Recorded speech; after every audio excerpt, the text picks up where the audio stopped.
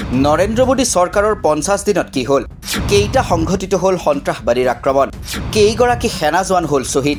নিহত হ'ল কেইটা সন্ত্ৰাসবাদী দেওবাৰে 50 দিনত ভৰি দিলে নৰেন্দ্ৰ মোদী নেতৃত্বাধীন এনডিএ চৰকাৰে ধাৰাবাহিকভাৱে তৃতীয়বাৰলৈ শাসনলৈ অহা এনডিএ চৰকাৰে যোৱা 9 জুনত শপত গ্ৰহণ কৰিছিল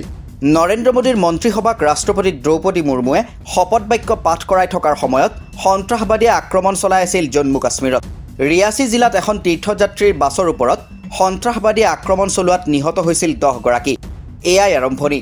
তাৰ পাছত জম্মু কাশ্মীৰত ধাৰাবাহিকভাৱে আক্ৰমণ চলাই আহিছে সন্ত্ৰাসবাদীয়ে কালি অৰ্থাৎ 27 জুলাইত নৰেন্দ্ৰ মোদী চৰকাৰে ভৰি দিলে 49 দিনত এই দিনকেইটাত কি হ'ল সেই তথ্য সামাজিক মাধ্যমত প্ৰকাশ কৰিছে কংগ্ৰেছে নিজৰ এক্স হেণ্ডেলত কংগ্ৰেছে দাঙি ধৰা তথ্য অনুসৰি 14টা সন্ত্ৰাসবাদী আক্ৰমণ 15 গৰাকী সেনা জোৱান শ্বহীদ 22 গৰাকী সেনা জোৱান আঘাতপ্ৰাপ্ত 10 গৰাকী নাগৰিকৰ মৃত্যু 50 গৰাকী আঘাতপ্ৰাপ্ত ইয়াত কেইটা সন্ত্ৰাসবাদী নিহত হ'ল সেই তথ্য উল্লেখ কৰা নাই কিন্তু ভাৰতীয় সেনাৰ হাতত নিহত হ'ল 5টা সন্ত্ৰাসবাদী 9 জুনত জম্মু কাশ্মীৰৰ ৰিয়াসী জিলাত এখন তীৰ্থযাত্ৰীৰ বাছৰ ওপৰত সন্ত্ৰাসবাদীৰ আক্ৰমণৰ ঘটনাই আৰম্ভ তাৰ পাছত 11 জুনত জম্মু কাশ্মীৰৰ দোদ্ৰাত সন্ত্ৰাসবাদীৰ আক্ৰমণত এগৰাকী এছপিও আৰু 5 গৰাকী সেনা জোৱান আহত হয় একেদিনাই জম্মু কাশ্মীৰৰ কাঠুৱাত সন্ত্ৰাসবাদীৰ আক্ৰমণত এগৰাকী সেনা জোৱান শ্বহীদ হোৱাৰ লগতে দুটা সন্ত্ৰাসবাদী সেনাৰ গুলীত নিহত হয় 12 জুনত জম্মু কাশ্মীৰৰ দোদাৰ গাণ্ডোহত সন্ত্ৰাসবাদীৰ আক্ৰমণত এগৰাকী আৰক্ষী বিষয়া আহত হয়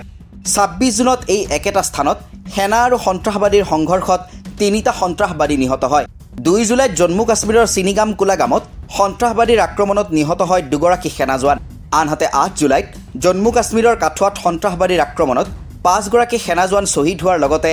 আহত হয় 5 গৰাকী সেনা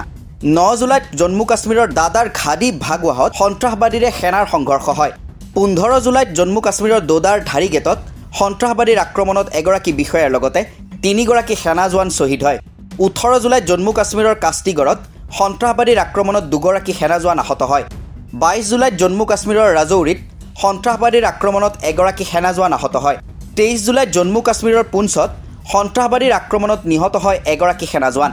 24 জুলাইত জম্মু কাশ্মীৰৰ কুপৱাৰাত সন্ত্ৰাসবাদীৰ আক্ৰমণত শ্বহীদ হয় এগৰাকী সেনা জোৱান ইপিনে শনিবাৰ অৰ্থাৎ 27 জুলাইত জম্মু কাশ্মীৰৰ কুপৱাৰাত সন্ত্ৰাসবাদীৰ আক্ৰমণত এগৰাকী সেনা জোৱান শ্বহীদ হোৱাৰ লগতে আন কেইবাগৰাকীও আহত হয় এই তথ্যৰ পৰাই দেখা যায় যে 15 গৰাকী সেনা জোৱান শ্বহীদ হোৱাৰ বিপৰীতে নিহত হৈছে 5টা সন্ত্ৰাসবাদী তদুপৰি জম্মু কাশ্মীৰত সন্ত্ৰাসবাদীৰ ধাৰাবাহিক আক্ৰমণো অতি গুৰুতৰ বিষয় হৈ পৰিছে 2019 চনৰ 5 আগষ্টত জম্মু কাশ্মীৰৰ পৰা সংবিধানৰ 370 ধাৰা বাতিল কৰাৰ পাছত স্থায়ী শান্তি আহিব বুলি প্ৰধানমন্ত্ৰী নৰেন্দ্ৰ মোদী আৰু কেন্দ্ৰীয় গৃহমন্ত্ৰী অমিত শ্বাহে প্ৰকাশ কৰিছিল কিন্তু সেই শান্তি জম্মু কাশ্মীৰলৈ নাহিল বৰঞ্চ